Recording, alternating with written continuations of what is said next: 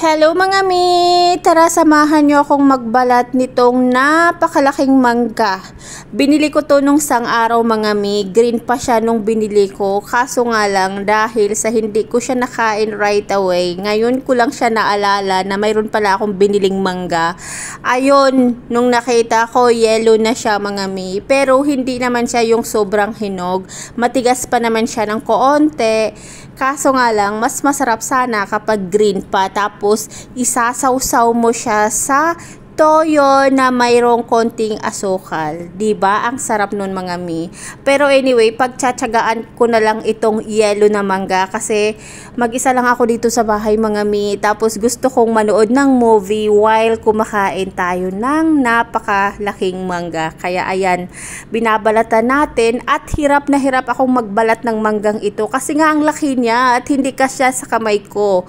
Kaya ganyan ako nagbalat sa manggang ito. Ang laki talaga niya mga mi. Hindi ko alam kung bakit ganito kalaki yung mga mangga dito sa Israel. Medyo malaki pa siya sa mukha ko talaga. Kaya ayan.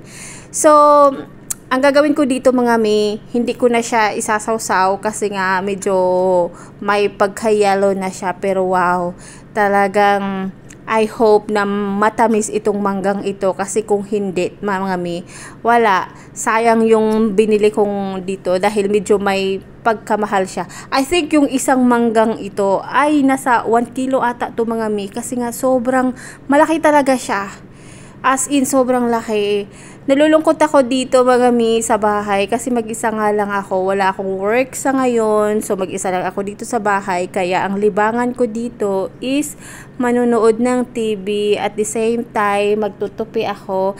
At kakain ako nitong manggang ito. Kaya ayan, tingnan nyo mga mi.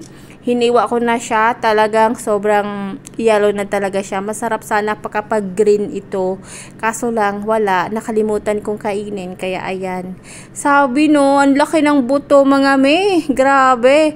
Pero makapal din naman yung laman niya. Kaso nga lang, sa sobrang laki niya, malaki din pala yung buto. Akala ko, maliit lang yung buto ng manggang ito. Pero malaki din pala. Wow, sobrang tamis niya mga mi. Akala ko hindi siya matamis kasi nga green siya nung binili ko. Pero wow, sobrang tamis niya talaga.